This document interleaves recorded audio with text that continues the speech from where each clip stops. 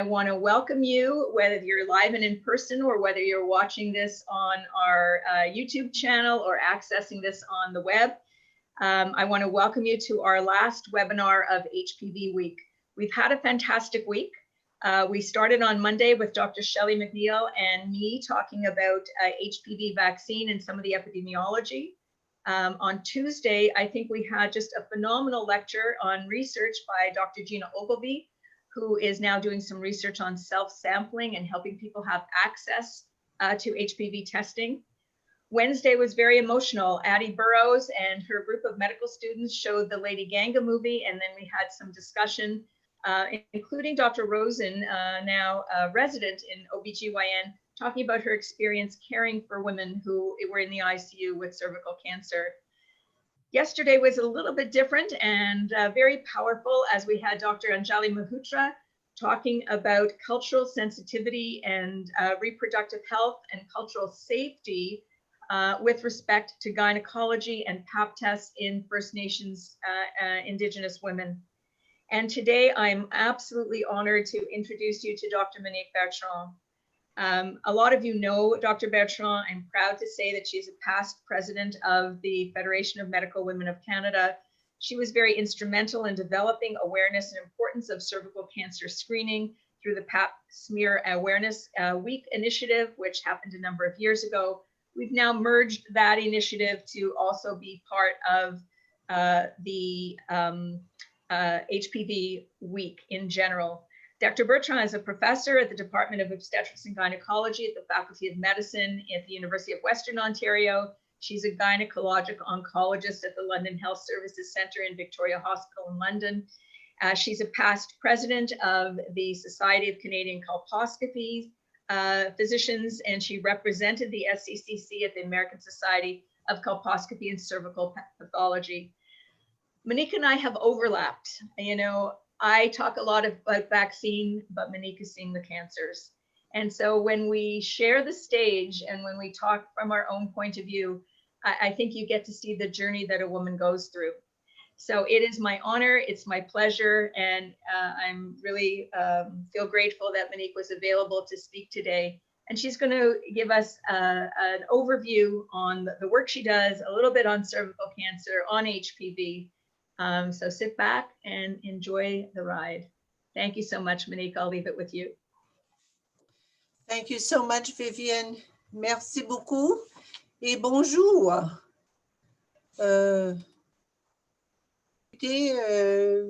Essentiellement de quelque chose qui m'est très cher au cœur, avec la question, pouvons-nous éliminer le cancer du col de l'utérus au Canada? Clic. Michael? OK, maintenant. Au point de vue de divulgation, je n'en ai aucune, mais très récemment, je suis devenue un membre du conseil consultatif à Merck vis-à-vis le VPH et leur vaccin. Suivant. Alors, les objectifs pour aujourd'hui, sont de comprendre la définition de l'élimination par rapport à l'éradication.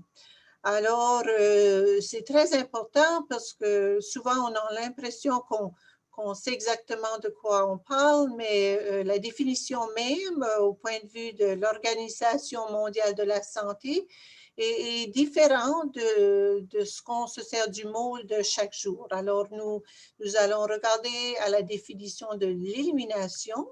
Nous allons revoir le fardeau du cancer du col à l'échelle mondiale et puis ici au Canada. Nous allons évaluer les stratégies disponibles pour éliminer le cancer du col de l'utérus en tant que problème de santé publique. Et essentiellement, c'est ce que le mot élimination dit. Maintenant, discuter de l'appel à l'action du Canada pour éliminer le cancer du col de l'utérus. Alors encore, nous allons visiter qu'est-ce qu'on peut faire ici au Canada. Next.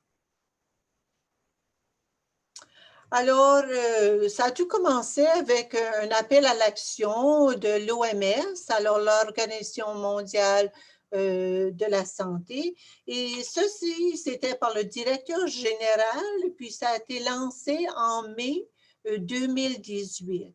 Alors, essentiellement, il a dit, grâce à des interventions rentables et fondées sur des données probantes, y compris la vaccination des filles contre le papillomavirus humain, le dépistage et le traitement des lésions précancéreuses et l'amélioration de l'accès au diagnostic et au traitement des cancers invasifs, nous pouvons éliminer le cancer du col de l'utérus en tant que problème de santé publique, ici c'est un point très important, et en faire une maladie du passé.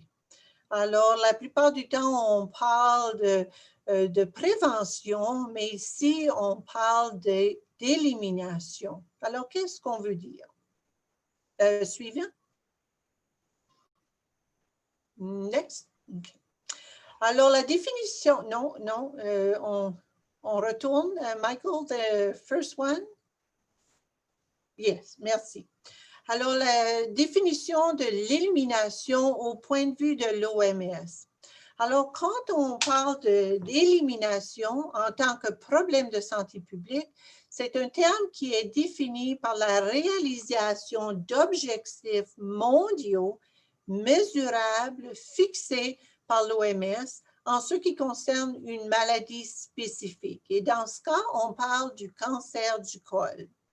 Maintenant, lorsque l'élimination est atteinte, des mesures de contrôle sont toujours nécessaires et c'est très important ce point. Alors, sont toujours nécessaires pour maintenir les cibles ou pour continuer à interrompre la transmission. Pour maintenir l'élimination du cancer du col, les pays devront poursuivre leur programme de vaccination, de dépistage et de traitement. Alors, si on parle d'élimination, il va être important de continuer avec les problèmes que nous avons déjà, mais si on parlait d'éradication, qui souvent les gens se confusent, ceci c'est défini comme la réduction permanente à zéro de l'incidence mondiale de l'infection. À ce titre, la mesure d'intervention n'est plus nécessaire. Alors, juste pour être certain qu'on comprend, l'élimination est différente de l'éradication. Prochain. Next. Alors, qu'est-ce qu'on veut dire par le seuil d'élimination du cancer du col de l'utérus? Alors, l'OMS a établi que le cancer du col de l'utérus ne devrait plus être considéré comme un problème de santé publique lorsque le taux d'incidence ajusté en fonction de l'âge est inférieur à 4 pour 100 000 femmes années. Alors, on va se souvenir de ce numéro est inférieur à 4 pour 100 000 femmes années. Maintenant, bien que l'incidence ne puisse être réduite à zéro avec les interventions actuelles, le seuil d'élimination est réalisable au cours du 21e siècle dans tous les pays. À l'heure actuelle, les taux d'incidence normalisés selon l'âge varient de 80 pour 100 000 dans les pays à risque les plus élevés à moins de 10 pour 100 000 dans les pays à risque le plus faible. Pour parvenir à l'élimination, tous les pays doivent réduire l'incidence du cancer du col en dessous du seuil. Alors, ce n'est pas un problème dans seulement certains pays, on parle d'un problème global avec des initiatives globales qui nous permettront d'arriver à l'élimination du col tel que défini par l'OMS. Next.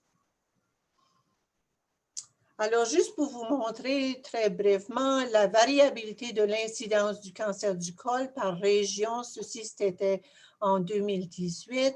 Alors, on voit ici de certains pays surtout en Afrique du Sud, où l'incidence est très élevée.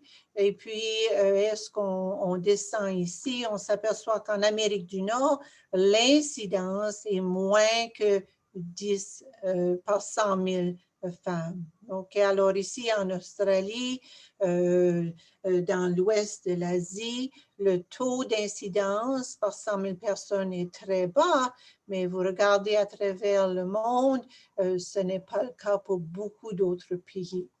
Next. Alors ici, au point de vue global, le taux d'incidence, alors juste regardez les couleurs. Le plus fort sont les couleurs, le plus haut est l'incidence. Alors ici, en Amérique du Nord, on parle d'une incidence de cas de moins de 7,3 par 100 000 personnes, tandis qu'ici, dans certaines régions, surtout en Afrique, on parle d'un taux très élevé. Next. Ici, nous regardons au taux de mortalité. Alors, il s'ensuit que si l'incidence est élevée, malheureusement, le taux de mortalité va suivre. Puis, c'est le même problème ici ou en Afrique et certaines régions de l'Amérique du Sud où le taux de mortalité d'un cancer préventif est encore trop élevé. Next. OK. Alors, de la perspective au point de vue mondial, c'est le cancer du col est considéré l'un des cancers les plus courants et la cause de décès liée au cancer chez les femmes à travers le monde.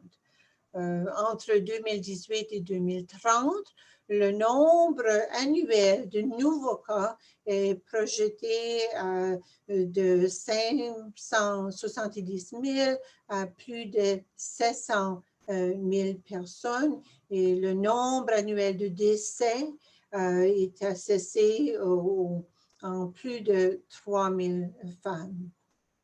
Next. Alors, quand on parle d'éliminer le cancer du col, comment pense-t-on faire ce projet? Alors, afin d'atteindre l'élimination d'ici un siècle. Alors, l'Organisation mondiale de la santé projette ceci d'ici un siècle.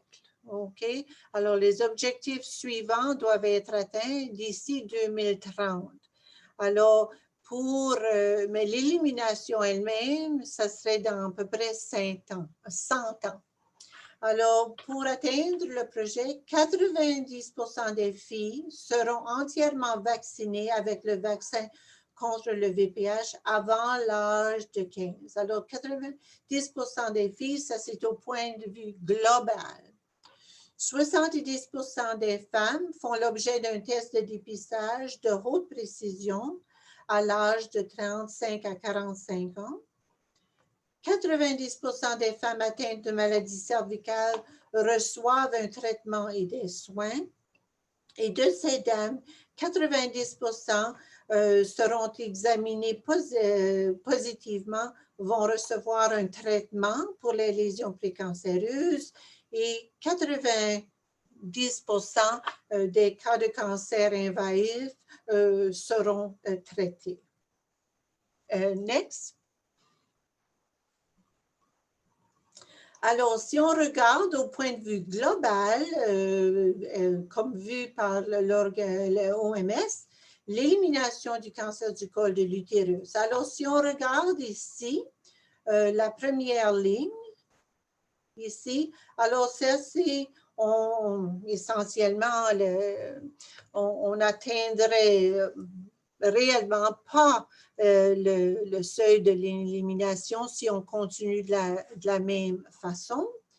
Mais si on avait le seuil de 90%, comme on disait, 70% et 90%, si on suivait, alors ça veut dire beaucoup plus de vaccins, on pourrait atteindre le seuil de l'élimination qui est ici à 4 cas par 100 000 personnes, puis on s'attendrait d'avoir ça vers à peu près 100 ans d'ici, alors en 2120.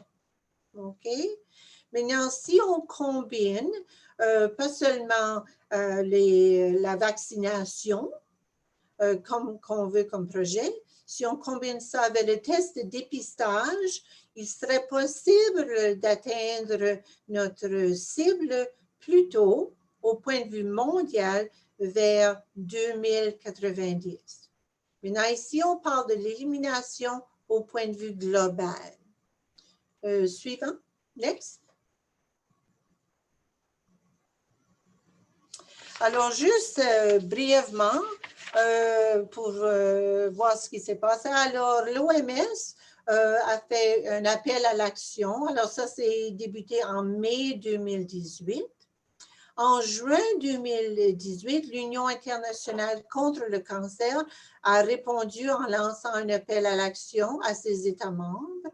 Puis ici, au Canada, le Partenariat canadien contre le cancer, en anglais CPAC, s'est engagé à répondre à l'appel à l'action en octobre 2018. Next. OK. Maintenant, avant qu'on puisse continuer, je pensais vers, juste pour vous rappeler, le trajet vers l'élimination du cancer du col. Alors, ça ne s'est pas juste produit récemment, mais qu'est-ce qui s'est passé au point de vue d'histoire? Alors, juste une petite citation ici. L'histoire médicale nous enseigne d'où nous venons, où nous en sommes en médecine à l'heure actuelle et dans quelle direction nous marchons. C'est la boussole qui nous guide vers l'avenir. C'était par Henry Sigret. Alors, j'aime très bien la boussole qui nous guide vers l'avenir. Alors, ça nous donne un trajet assez important. Suivant, next. Alors, on se souvenait très facilement, le docteur George Papanicolaou. Initialement, on utilisait le frottis tout simplement pour voir l'état hormonal des cellules vaginales. De là, il a observé des cellules cancéreuses. C'était trouvé tout par coïncidence sur une lame contenant un spécimen de l'utérus d'une femme qui avait un cancer de l'utérus. De là, on a amélioré la technique. Et puis, éventuellement, en 1941, on a détecté des cellules cervicales néoplastiques. Alors, de la fin des années, c'était pas 1040, mais 1940, au début des années 1950, le frottis de Pap est devenu largement utilisé comme technique de dépistage. Next. Ici, au Canada, on a eu bien de changements. Alors, à travers le Canada, en 1949, David Boys et Fiddler en Colombie-Britannique ont commencé un programme de tests de dépistage pour le cancer du col. En 1950, Dr. Bill Robinson était chef de pathologie à l'Hôpital général de Toronto. On fait la même chose. Les années 1950, on a vu une augmentation du dépistage cervical-vaginal partout au Canada avec une participation régionale différente. Alors, certaines parties du Canada, on avait des programmes assez organisés. Dans d'autres parties, c'était plutôt des programmes plus opportunistiques. De 1960 à 1970, les épidémiologistes ont démontré une forte corrélation entre l'intensité du dépistage et la réduction de la mortalité due au cancer du col. Alors, et de 1969 à 1990, on a vu une réduction des taux d'incidence et de mortalité du cancer du col à travers le Canada. Mais au milieu des années 1970, l'incidence du cancer du col a atteint un plateau, en particulier chez les femmes de moins de 50 ans. Alors, en 1996, et puis je mets le nombre ici parce que c'est assez important pour ce qui s'est passé de ce temps, on estime qu'il y avait au-delà de 1350 nombre de nouveaux cas et de 390 décès dus au cancer du col de l'utérus. Alors ça, c'était en 1996 ici au Canada. Next. Alors ici, on démontre essentiellement les 50 premières années de dépistage du cancer du col ici au Canada. Alors, comme vous pouvez voir, l'incidence en partir de 1971 est descendue assez rapidement. Okay? Alors, c'était au plus de 20 femmes par 100 000. Puis ici, on était à moins de 10. Puis ça, c'était en 1995. Le taux de mortalité est aussi abaissé, mais finalement, c'était à peu près vers 4, 3 à 4. Next. Alors, brièvement, quand on parle de tests de dépistage, qu'est-ce qui se passe à travers le Canada? Alors ici, c'était le pourcentage de femmes âgées de 21 à 69 et comme vous savez, pour la majorité des provinces et des territoires, c'est l'âge où on fait le test de dépistage, avait déclaré au moins un test PAP au cours des 3 dernières années. Alors, en général, on est à peu près 80% des femmes ont un test dans au moins les 3 années. Next. Alors ici, pour continuer l'histoire, le docteur Harold Zur Hansen, essentiellement, a contribué par la découverte de nouveaux types de VPH 16 et 18 dans les cellules HeLa et aux autres cellules cancéreuses du col de l'utérus. Je m'excuse.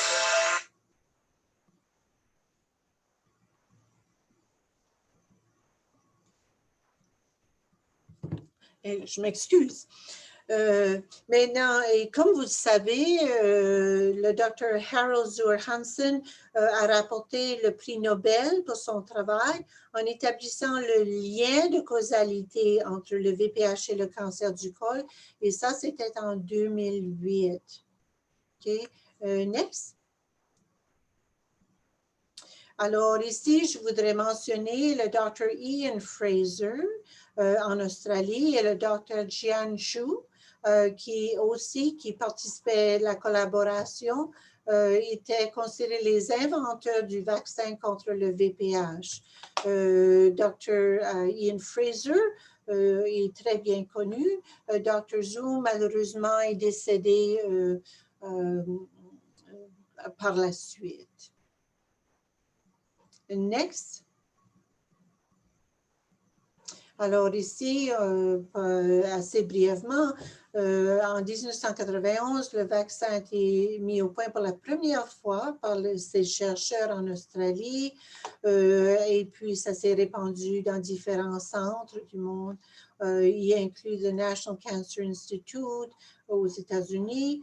En 2006, the FDA a approuvé le premier vaccin commercialisé par Merck sous le nom de Gardasil, qui est très bien connu.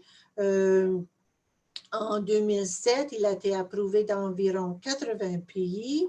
Au début de 2007, GSK ont déposé une demande aux États-Unis. Et en juin 2007, le vaccin a été homologué en Australie et approuvé par l'Union européenne. Et Cervarix a aussi été approuvé pour l'utilisation aux États-Unis. Next. OK. Maintenant, modèle de maladie. VPH. Next. Alors ici, c'est juste parce que je sais que Dr. Brown et Dr. Ogilvy ont déjà donné un webinaire sur le vaccin et le rôle, mais juste pour revoir. Alors, les antécédents naturels d'infection au VPH à haut risque et la progression potentielle vers le cancer du col de l'utérus, nous savons que c'est un processus qui dure plusieurs années. Maintenant, on pensait souvent qu'on avait l'infection et puis que ça suivait de façon assez organisée de l'infection même et puis des lésions précancéreuses de bas grade à haut grade et puis éventuellement la possibilité d'un cancer. Maintenant, il y a maintenant un nouveau modèle qui est suggéré. Next, please. Alors ici, c'est au fur et à mesure où on connaît mieux l'histoire naturelle du VPH, on suggère essentiellement ce modèle.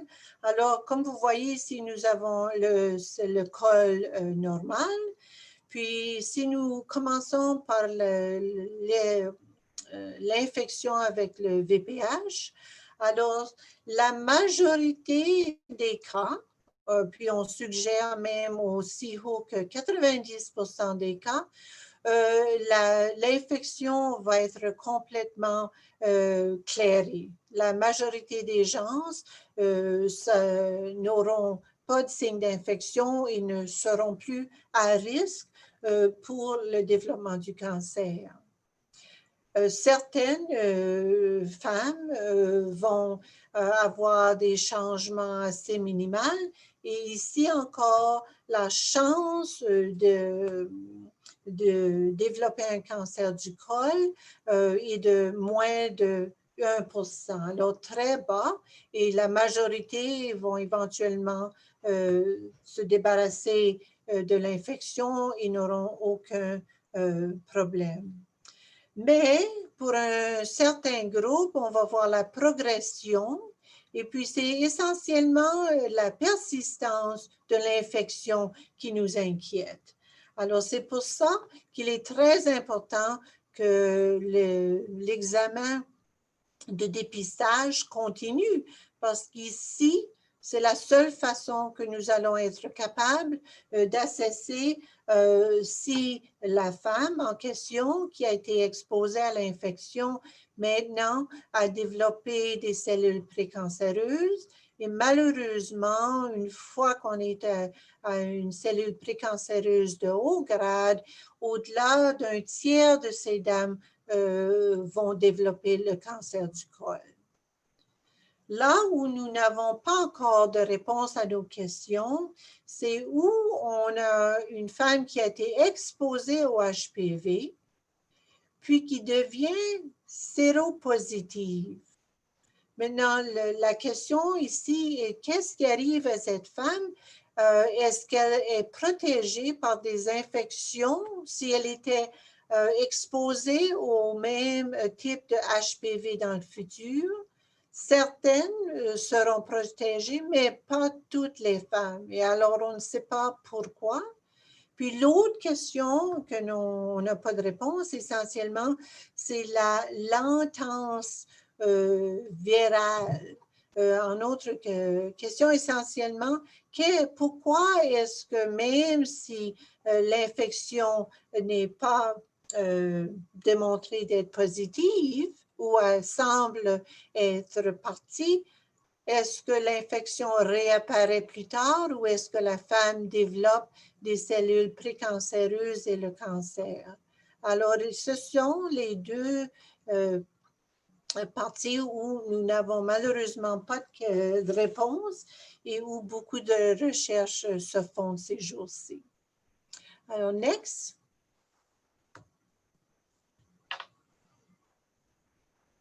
OK. Alors, qu'est-ce qui se passe ici au Canada? Le vaccin contre le VPH. Next. OK. Alors ici, je sais que Dr. Vivian Brown a fait une présentation plus tôt cette semaine. Alors, juste pour vous rappeler, nous avons essentiellement le quadrivalent vaccine, qui en 2006, c'était le premier vaccin contre le VPH. Et il était approuvé pour les femmes de 9 à 26 ans. Puis nous avons eu le bivalent vaccin qui était approuvé en 2010 pour les jeunes filles de 9 à 26 ans. Et puis en 2015, nous avons eu le nanovalent vaccine, essentiellement qui a été approuvé pour les jeunes filles de 9 ans jusqu'à l'âge de 45 ans, mais aussi pour les jeunes garçons et les hommes jusqu'à 26 ans. Next.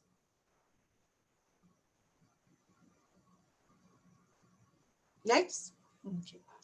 OK. Alors, ici au Canada, alors le Comité consultatif national sur l'immunisation, CCNI, en anglais, c'est NACI, recommande la vaccination contre le VPH pour les personnes âgées de 9 à 26 ans, mais on reconnaît aussi qu'il peut être administré à des personnes plus âgées et dans le moment où nous n'avons pas d'âge limité. Maintenant, toutes les provinces et tous les territoires fournissent un vaccin public contre le VPH à tous les élèves par le biais de programmes d'immunisation en classe, alors entre la 4e à la 7e année. Maintenant, les études ont montré des réductions significatives de l'incidence des lésions cervicales précancéreuses dans les cohortes vaccinées. Alors, ceci, ça avait été donné par le Partenariat canadien contre la santé. Next. Alors, juste ici, un sommaire. Alors, par NACI, ce sont alors, chez les jeunes filles de 9 à 15 ans, si une des doses ou la première dose du vaccin est donnée avant l'âge de 15 ans, on avise juste 2 doses, mais si on est à l'âge de 15 ans ou plus, on donne 3 doses. Et puis, les 3 vaccins peuvent être donnés. Puis ici, 15 ans ou plus, on doit donner 3 doses. Chez les jeunes garçons et les hommes, c'est essentiellement la même chose. Alors, si la première dose du vaccin est donnée à moins de 15 ans, on a juste besoin de 2 doses, mais 3 doses si c'est plus tard. Puis, dans les gens où on a été immunocompromisé, ou HIV, ça ne fait aucune différence avec l'âge. On recommande 3 doses. Next. OK. Maintenant, vous vous souvenez, on sait que pour éliminer le cancer du col, non seulement on a besoin de bons tests de dépistage, mais on a aussi besoin de vacciner la population. Alors, qu'est-ce qui se passe ici au Canada? Maintenant, ceci, c'était des nombres donnés par le Partenariat canadien, puis c'était dans les années scolaires 2015-16, puis quelques années 2016 et 2017. Alors, si on voit ici, on voit qu'en Terre-Neuve, le taux d'immunisation était de 92% de la population scolaire. L'île du Prince-Édouard, la Nouvelle-Écosse, le Québec et le Nouveau-Brunswick. Et puis, l'Alberta, ça a baissé à 66% aussi en Colombie-Britannique, puis le territoire du Yukon. Mais si nous descendons ici en Ontario, puis ce sont les 2 nombres pour 15-16 et 16-17 ici, c'était à 59,4 puis dans les territoires du Nord-Ouest à 57. Alors ici, au point de vue national, on voit que ce n'est pas, le taux de vaccin n'est pas de même. Alors, on a assez d'ouvrages à faire, puis certaines provinces, ça a été plus difficile que d'autres. Next. OK. Non, je vais dire la prochaine. Next. Aussi. Maintenant, je voulais juste, une des choses qui nous concernent souvent quand nous avons regardé au vaccin, puis on se demande pourquoi est-ce qu'on a tellement d'obstacles pour un vaccin qui pourrait prévenir le cancer. Alors, c'est intéressant ceci, j'ai pris ça d'un article du New York Times qui était en janvier de cette année. C'est dit, you are unvaccinated and got sick. These are your odds. Puis, on l'avait fait pour d'autres vaccins en général, puis c'était pour comparer les effets dangereux des maladies avec les effets secondaires de leur vaccin correspondant. Alors, si vous prenez le grand carré, alors c'était 10 000 femmes qui ont reçu malheureusement, qui ont éventuellement diagnostiqué avec le cancer du col. Des 10 000 femmes, celle-ci c'était une note américaine, au-delà de 3 000 personnes, malheureusement, sont décédées du cancer du col. Si on prend la même population de 10 000 personnes qui ont reçu le vaccin HPV, OK, on note 0,8 qui ont perdu conscience en recevant le vaccin. Puis le taux d'allergie était de 0,017. Puis on n'a démontré aucune association entre le vaccin et la sclérose en plaques ou d'autres effets secondaires. Alors, c'était un article assez intéressant, puis une façon assez intéressante de comparer les obstacles ou ce qui nous inquiète quand on recommande un vaccin. Next. OK, alors le cancer du col de l'utérus au Canada. Next. Alors, nous avons parlé du cancer du col mondial. Vous vous souvenez qu'en 1996, nous avons dit que le taux de cancer du col était d'environ 1350. Puis ici, ce sont les nouveaux cas du cancer du col de 2018. Alors ça, ce sont les taux de cancer chez les femmes au Canada, tous les cancers, mais les cancers du col en 2019 sont de 1350. OK? Alors, on n'a pas vu une grosse baisse. Puis, si nous regardons à l'incidence, puis vous vous souvenez qu'en parlant d'éliminer le cancer du col au point de vue mondial, le numéro que l'on essaie d'atteindre serait de moins de 4 par 100 000. Ici, au Canada, nous avons 7,2 par 100 000. Next. Puis ici, c'est juste pour vous montrer les cas de mortalité dus au cancer du col. Alors, le cancer du col de l'utérus, en 2019, était malheureusement 410 décès.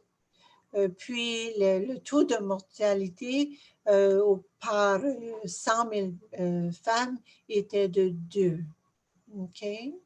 Maintenant, dans l'élimination du cancer du col, il n'y a pas de numéro au point de vue de mortalité. Le numéro 4 est au point de vue d'incidence. Next. Alors, comment éliminer le cancer du col au Canada. Alors, si on regarde, nous avons deux stratégies. Une était le dépistage du cancer du col, puis l'autre était se servir du vaccin contre le VPH. Alors, nous avons vu qu'en fait de dépistage, nous avons presque atteint un plateau, malheureusement. Puis comme vaccin, à travers le Canada, ça varie assez. Next. OK. Alors, au point de dépistage, quand on regarde pourquoi avons-nous atteint un plateau, au point de vue, bien, il y a certainement des problèmes avec le test de dépistage même. Puis, si on parle du test de dépistage cytologique, OK?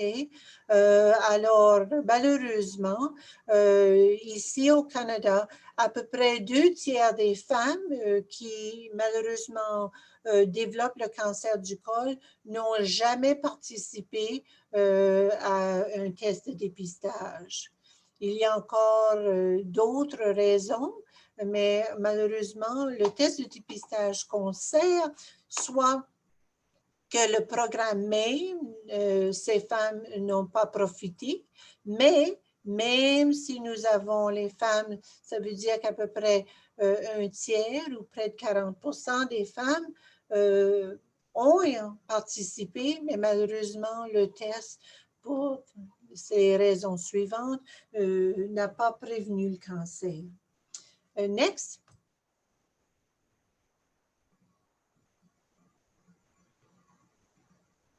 Alors, l'autre fait qui nous concerne pour le test cytologique de dépistage, c'est les adénocarcinomes du col. Alors, comme vous le savez probablement, à peu près 70% des cancers du col sont les cellules épidermoïdes, mais malheureusement, nous avons 20 à 25% de tous les cancers du col sont des adénocarcinomes ou une combinaison des deux types. Et malheureusement, le test de dépistage cytologique n'est pas aussi bon à détecter ces lésions. Next. Alors, la question qu'on se pose, est-il temps pour un nouveau test de dépistage? OK. Alors, pour les raisons qu'on a déjà discutées, peut-être qu'il est temps de considérer une autre façon de faire notre test de dépistage. Next. Alors ici, je suggère, regardez, c'est une étude qui a été très importante, ça s'est produit ici au Canada, puis l'investigateur principal était Dr. Ogilvie, qui a donné une présentation plus tôt cette semaine. Alors, je suis certaine qu'elle en a parlé, mais ce qui est important au point de vue, c'était l'étude, s'appelait Focal Study of HPV, alors Focal du VPH.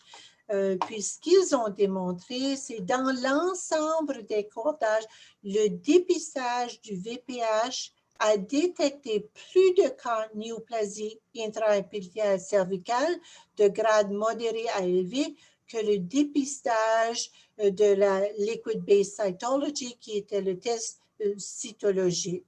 Alors, ce qui est important à noter, c'est que si on se sert d'un test de VPH, nous allons trouver les lésions précancéreuses plus souvent que si on se servait d'un test cytologique.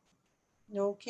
Alors, on voit la différence ici qui était assez impressionnante. Et puis, le test de dépistage est plus sensible que le dépistage cytologique. Alors, en était la conclusion. Next.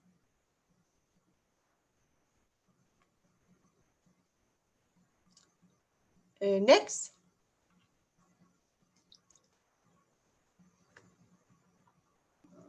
OK. Maintenant, les cibles canadiennes pour l'élimination du cancer du col. Alors, nous avons vu que nous avons un test de dépistage où on s'est servi d'un test cytologique, mais malgré les tests cytologiques, malgré les différents programmes, nous avons atteint un plateau au point de vue de diminuer l'incidence du cancer du col. Nous avons aussi le vaccin qui est disponible ici au Canada, mais dépendant des programmes, la population qui reçoivent le vaccin ou qui ont accès au vaccin, certainement n'est pas aussi haute que nous voudrions le voir. Alors, pour l'élimination du cancer du col, comme déterminé par l'OMS, qu'est-ce que nous pourrions faire au Canada? Alors, next. OK. Alors, très brièvement, je m'attends. Alors, ceci, c'était le projet par le partenariat canadien contre le cancer. Alors, comme vous le savez, CPAC, ou le partenariat, en octobre 2018, ont signé d'être à l'appel de l'action essentiellement pour l'élimination. Dans le moment, nous préparons ces étapes entre 2019 et 2020 et j'ai eu le plaisir de participer à les réunions et j'espère continuer. Next.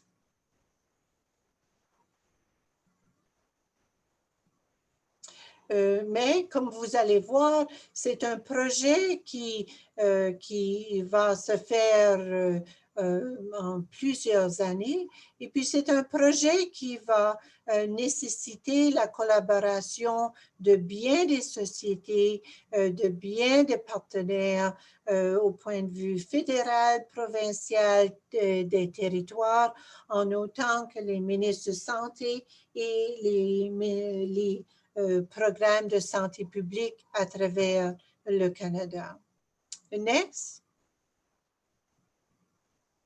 Alors, l'objectif ici au Canada, c'est si le Canada atteint les objectifs de vaccination, de dépistage et de suivi des examens anormaux, le pays pourra atteindre l'objectif de l'Organisation mondiale de la santé en matière d'élimination du cancer du col d'ici 2040. Alors, si vous vous souvenez, au point de vue global, on parle d'éliminer le cancer du col d'ici 100 ans, essentiellement en l'année 2120. Ici, au Canada, on projette de se rendre au but par 2040. Alors, juste pour vous rappeler, l'élimination, nous parlons de moins de 4 cas de cancer par 100 000 femmes. Alors, comment allez-nous faire ça? Next. Alors, la cible de vaccination contre le VPH. Alors, d'ici 2025, 90% des personnes seront entièrement vaccinées avec le vaccin contre le VPH avant l'âge de 17 ans. Alors, vous vous souvenez, dans certaines régions du Canada, nous avons atteint le but, y inclut Terre-Neuve, mais la majorité des autres régions, le taux est moins. Alors, 2025, nous sommes en 2020. Next. Maintenant, au point de vue de dépistage, d'ici 2030, 90% des personnes admissibles ont subi un test de dépistage du VPH. 90% des personnes admissibles sont à jour avec le dépistage du cancer du col et pas moins de 80% des personnes admissibles de n'importe quel groupe identifiable sont à jour avec le dépistage du cancer du col. Alors, d'ici 2030, 90% auront eu un test de dépistage, mais un test de dépistage avec le VPH. Next. Alors, vu ensemble, le cadre d'orientation pour la mise en œuvre du dépistage par détection du VPH. OK? Alors, le partenariat veut vraiment mettre de la pression pour changer le test de dépistage d'un test cytologique à un test de dépistage avec le VPH. Alors, le plan d'action fait ressortir la mise en œuvre du dépistage primaire par le test de détection du VPH comme une priorité essentielle pour l'élimination du cancer du col de l'utérus. Next. Alors, juste pour vous montrer où nous en sommes ici au Canada. Alors, en Colombie-Britannique, puis au Québec, essentiellement, c'est à l'étude, mais les chances sont très bonnes que les plans sont éventuellement de changer à un test de dépistage avec le VPH. En Ontario, il y a une planification active qui est sous considération. Puis d'entre autres provinces, certaines parties de la province se servent du test VPH, mais ce n'est pas à travers ces provinces ou territoires. Okay. Next. Alors, alignement sur les priorités du plan d'action pour l'élimination du cancer du col. Alors, il n'y a pas de doute qu'au point de vue de test de dépistage primaire, nous voulons changer au test de dépistage avec le VPH. Alors, il y a des étapes à suivre, mais ici, je veux juste soulever la mise en œuvre du test de détection du VPH par auto-prélèvement. Puis je sais que Dr. Ogilvie en a parlé plus tôt cette semaine, mais ceci, je pense que ça pourrait faire une différence où on a eu de la difficulté à tenir certaines tests de dépistage pour certaines femmes de certains groupes de la population. Next. Alors, l'autoprélèvement, c'est un test de détection du VPH. Alors, ce n'est pas au point de vue d'une cytologie.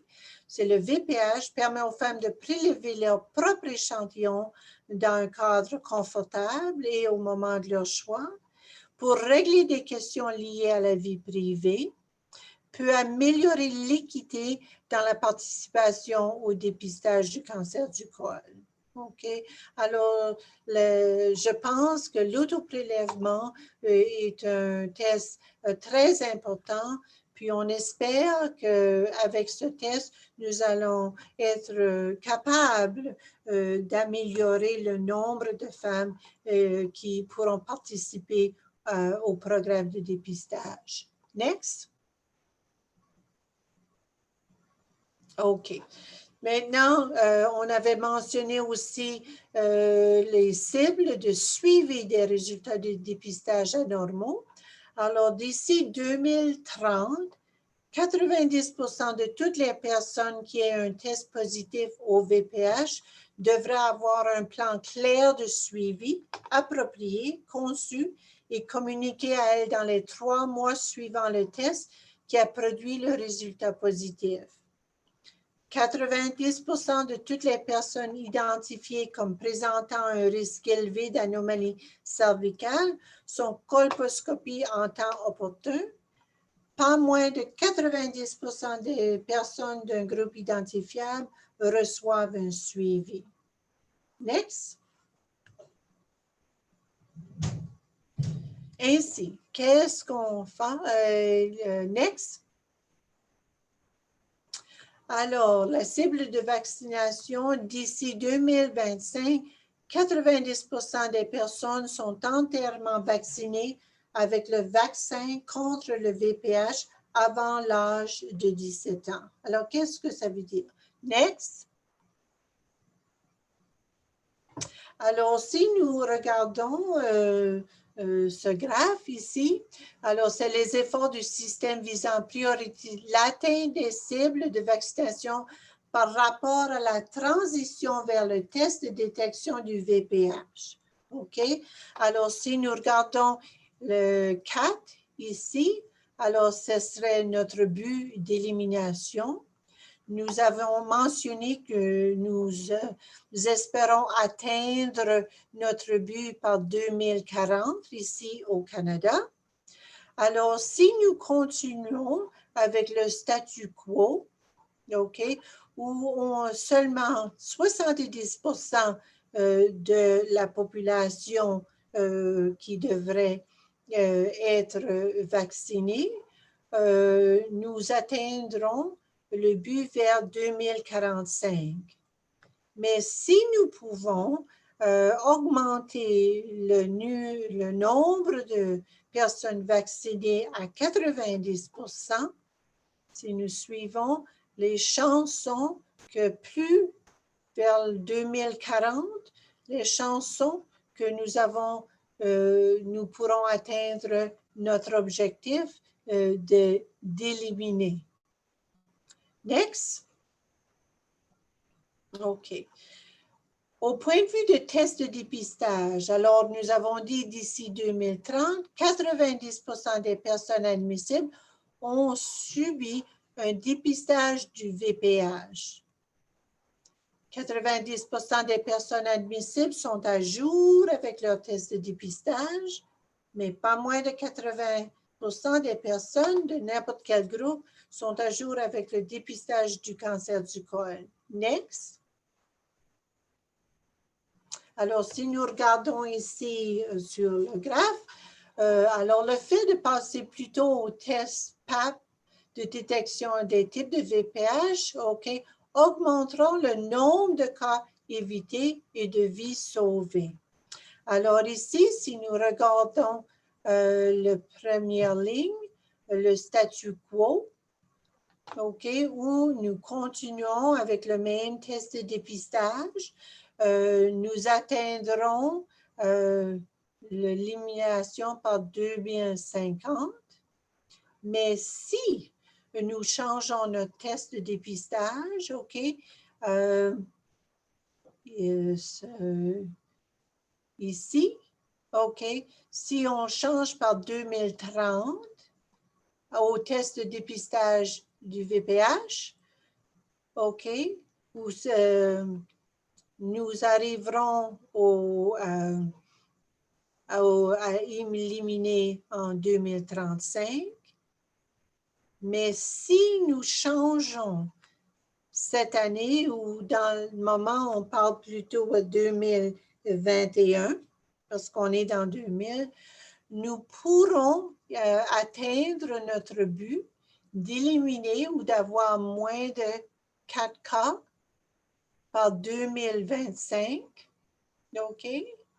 Et puis, si nous comparons d'ici à 2050, nous pourrons sauver au-delà de 1000 personnes qui vont décéder ou diminuer les cas de cancer du col de près de 4000 personnes. Next. Et finalement, quand le Canada pourra-t-il éliminer le cancer du col si on sert de tout nos stratégies? Alors, si on continue comme aujourd'hui, nous allons atteindre l'élimination du cancer du col par 2050. Si on voit les deux ici, OK?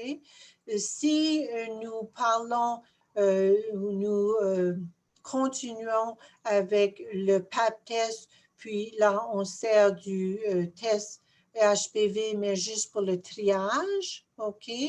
Nous allons atteindre notre but un peu plus tard que 2042 ou 3. Si nous changeons avec le HPV comme test de dépistage primaire, nous pouvons améliorer par quelques années. Mais si nous changeons notre test de dépistage complètement au HPV 16 à 18 et nous le faisons d'ici plus tôt au processus qui était projeté pour diminuer vers l'année 2020-21, nous pourrons atteindre notre but vers l'an 2035. Alors, si nous comparons de 2035 à 2050, nous pouvons diminuer les cas de cancer du col de près de 5000 personnes et nous pouvons diminuer les cas de décès dus au cancer du col de près de 2000. Next. Alors, la mise en œuvre, comme j'ai mentionné plus tôt, les principaux partenaires de mise en œuvre dans le projet de plan d'action ont été identifiés. Les partenaires doivent collaborer avec les gouvernements, les organisations et les collectivités de Premières Nations, des Inuits et des Métis pour mettre en œuvre le plan d'action. Alors, c'est un projet qui va demander beaucoup d'engagement et de collaboration. Next. Alors, ainsi, le Canada peut-il éliminer le cancer du col de l'utérus comme problème de santé publique? Alors, ça, c'est important, comme problème de santé publique d'ici 2040. Next.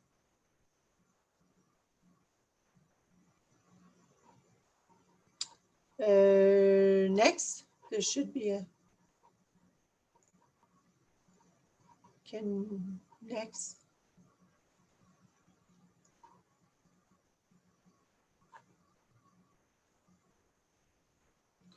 Alors, merci. Alors, moi, je pense que c'est tout à fait possible.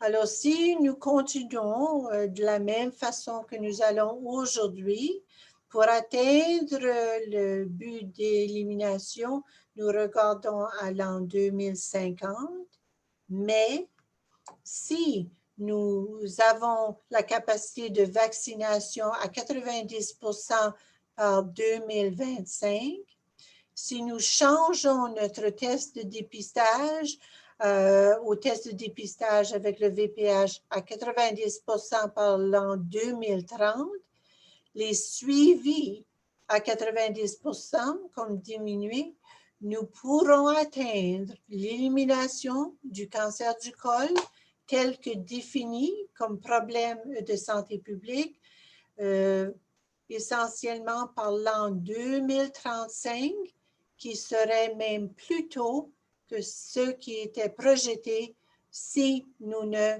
changeons pas au test de VPH comme test de dépistage primaire. Next.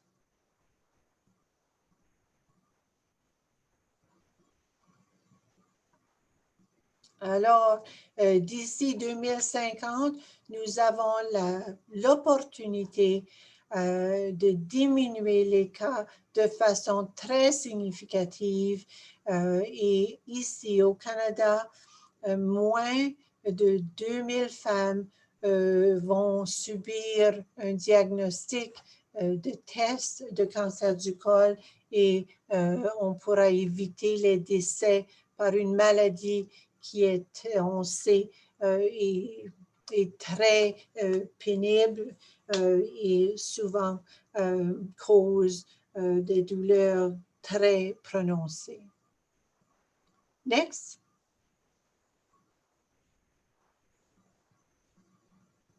Alors, juste pour finir ma présentation, pour ceux qui sont intéressés, le partenariat canadien contre le cancer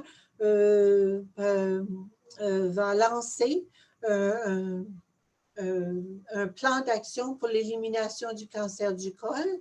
Et puis, le lancement va se faire dans quelques semaines, en octobre du 19 au 25, qui est la semaine de sensibilisation du cancer du col de l'utérus.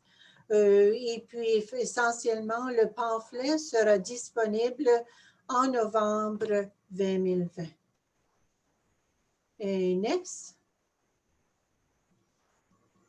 Je voudrais remercier le Partenariat canadien contre le cancer et en particulier ces individus qui me permettent de continuer à participer dans une initiative que je considère très importante. Et puis quand on parle de prévention dans le monde du cancer, avoir le but d'éliminer un cancer est tout à fait immense. Alors, je vous envoie le challenge, comme qu'on dit, parce que je crois absolument que ceci est possible et puis que le Canada, si on peut se rendre à l'année 2040, avec l'élimination du cancer du col, il y aura une raison d'être très fier. Puis quand on est dans le monde du COVID, pandémie dans le moment, c'est bon de voir des horizons qui sont plus prometteurs. Alors, merci beaucoup.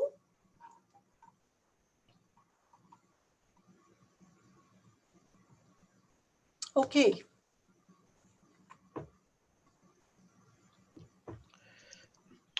If there are any questions for Dr. Bertrand, please write them in the chat box or raise your hand and I will recognize you.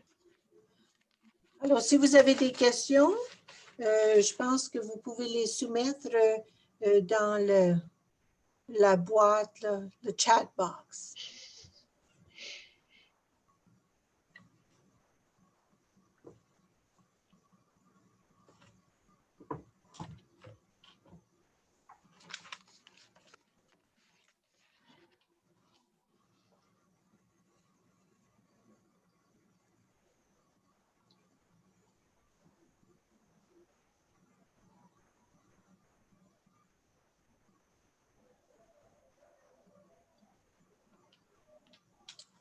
OK.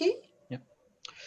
Merci, Dr. Bertrand, for all those viewing. We're going to have this up on our YouTube channel, later today.